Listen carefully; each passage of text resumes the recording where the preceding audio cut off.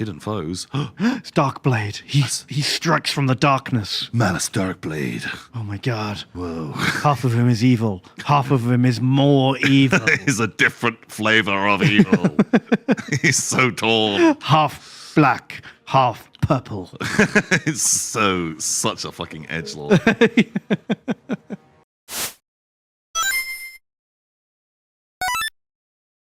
I haven't seen Furiosa yet. I watched the trailer and I was like, oh, this looks weird and different. And then I was like, oh no, this bit looks good. I was like, oh no, that's just a flashback to the last film. Oh. I don't know, something about the way it looked just felt really different and off, and I couldn't put my finger on it, and I wasn't excited. Chris Hemsworth has a big fake beard. He does have a big fake beard. And I don't love that. You're a beard purist. I just think there's so many, other more interesting looking people that you could put in that movie. It's a post-apocalypse film. I don't need my people to be hot. Beautiful Chad Hemsworth. Yeah, he does feel a bit miscast because everyone else has always been a bit of a weird odd spot, right? And I just think you could have something a bit wackier. You thought it was because he's Australian. It's probably. I think it genuinely is because he's Australian. Is the and he's a big name that draws in. Yeah. Oh, that's 100%, the main reason. That's why Chris Pratt's doing all the voice work right now, because they think it will get people in through the doors. But I also think I kind of just enjoy going to the cinema less now. Well, home setups are better than they've ever been, right? That's better. It's more convenient. I know I can just like stop and go and have a piss or get a drink or a snack at any moment. Yeah, it's not this big jump in quality that it used to be. Yeah, for sure. Like, I think I'd probably go and watch Alien Romulus in the cinema. Oh yeah, Like, I like Alien. I like Alien, and like they released another trailer for it yesterday Oh yeah. or day before, and was like, yeah, it looks kind of cool. Looks pretty good. Okay. There's Alien. It has a bunch of plebs getting nommed. Perfect. That's what I want. I'm excited for that. It's weird though. Like, I should know better at this point. That like big legacy franchises being brought back to life very rarely ends well. Oh, for sure. But this one actually looks decent. I think the bar has been set so low. Oh, this is true. And really like the other movies the director made. And so I think if like it's clearly someone who is like a horror movie fan, and just feel like they'll kind of get the vibe. And there was a little bit in the trailer of like when you hear the ping of the motion sensor, I was like, oh, I remember that. ATST. Like, oh, that noise is great. That is cinematic genius because it's a cool piece of tech. But having the audio cues, it means they don't have to show you it. Yeah. They establish it early on, and then for the rest of the movie, they have a fucking button they can press that is like, clench your butts now. Yeah. Oh, something is coming. Yeah, like a really good, like, yeah, just cinema trick. Okay, I haven't seen any of these, but you enjoyed them. Oh, I see. You only write them. You didn't even direct them. Oh. Well, if you wrote this, I thought "Don't Breathe," really solid, really like. Fun. Oh, he did direct them as well. Oh, okay, great, cool. Okay, but he didn't. Hopefully he didn't do "Don't Breathe 2," which was a movie that didn't need to be made. This was like a great one-off. No, he didn't. Standalone horror movie. Yeah, but then they made the sequel. I was without like, him. oh God, like this thing just shouldn't have ever existed. No, that's just what. If a film does well, then they're going to make a sequel regardless of how necessary it is. What was the budget on this? 10 million. 10 million, like exactly. That's why they made a sequel. Yeah, because it's a super cheap movie to make. It's the way with horror, isn't it? Like horror always does like low budget. Whereas this 15 million made 50 million. Like, although I guess still successful, depending on how much marketing there was.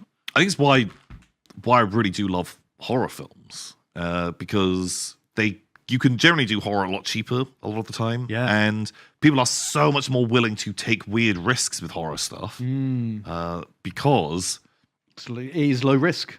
it's very, very low risk. They generally will make their money back. Yeah. But every now and sometimes again, they fucking explode. they make so much money. Like the first Paranormal Activity is like the most profitable, like in terms of budget to.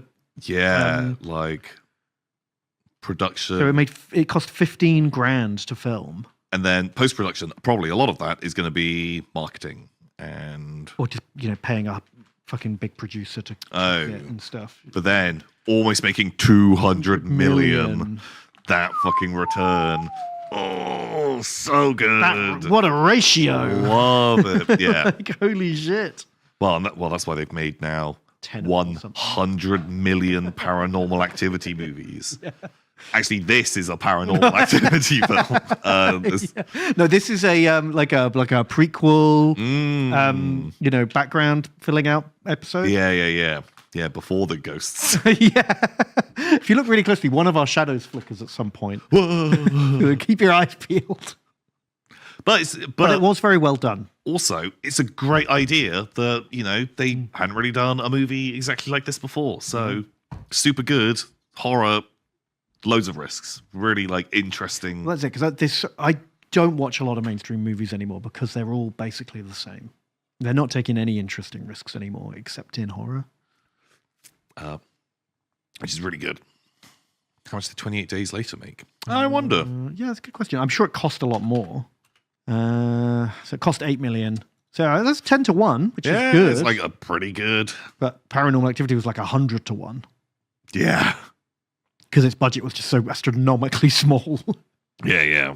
They're making a new one 28 years later. I'm honestly here for it. I liked 28 Weeks Later, and I would be curious to see, because how long's it been since? I think it might have been 2002. So it's like 20 years later? 22. It'll be 23 years later by the time it comes out.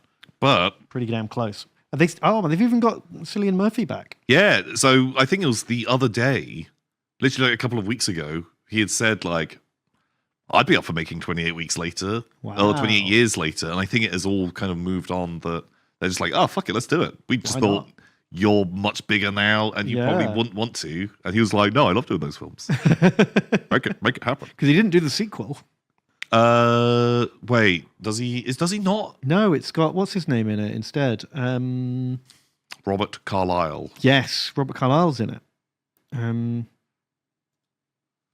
Does he not cameo? No, he's not in it at all. Really? Oh, fuck, I forgot. That was before he was famous. But yeah, I liked Robert Carlyle in it.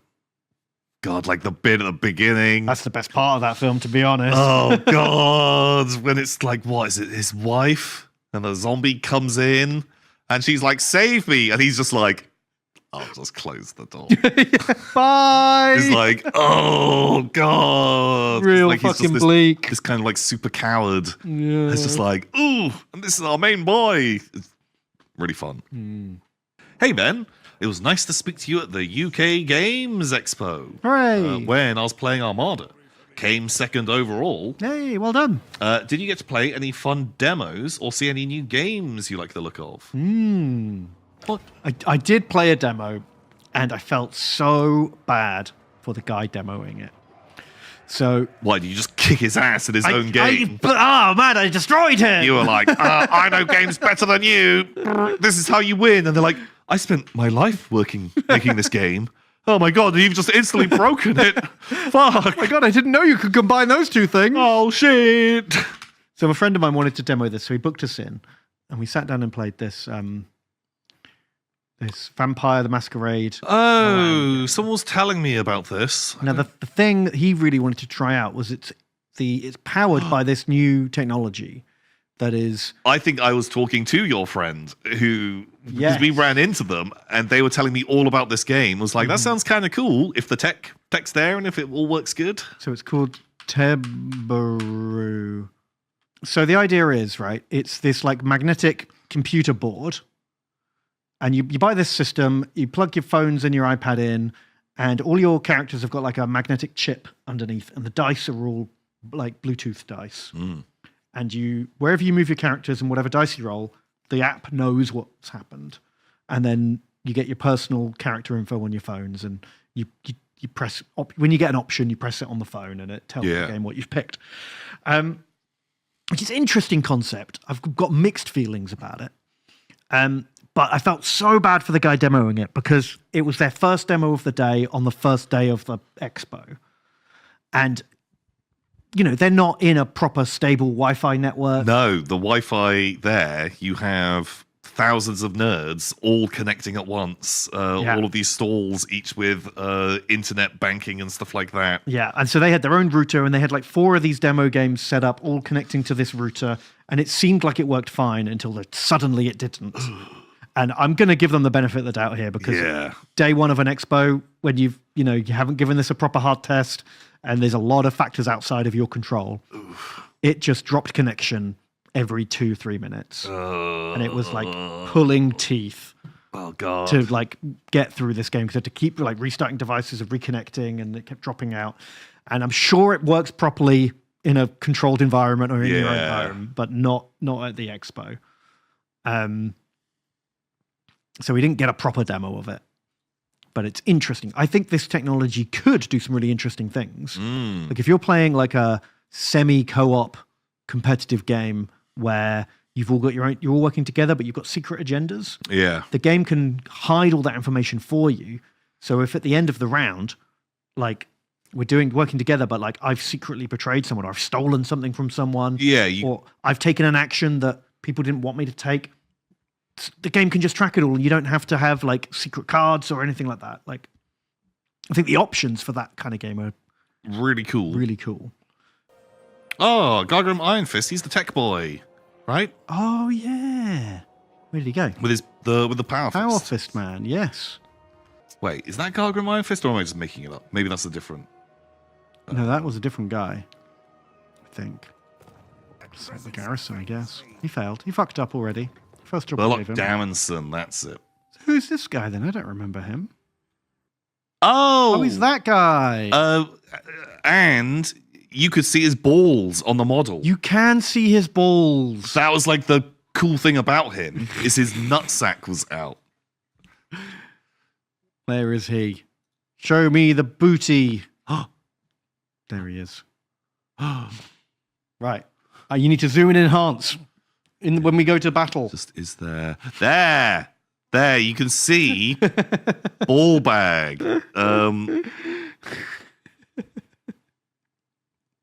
God, yeah, I remember this guy. I remember him being like pretty fucking good in the game. Yeah. Do not remember his rules, but like just played against someone who had a Slayer army at the time of Storm of Chaos, and this guy was a kind of everything in that army was fucking amazing.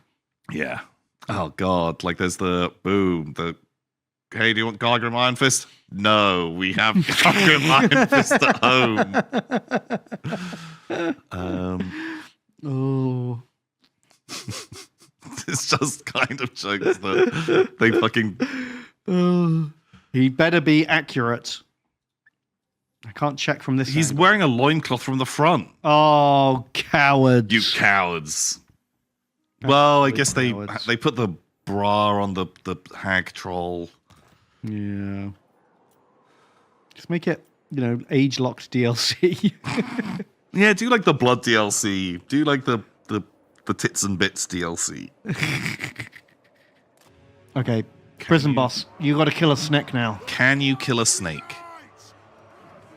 It is a boob snake. Be careful. Watch out.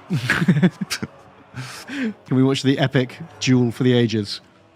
Ooh. Dwarf versus the big red exclamation mark doesn't bode well. No. We are winning. We are exhausted. She's snaking away. Snaking away. Get him, prison boss. If you need to let your balls out for added speed, that is allowed. We promise not to look. We won't look.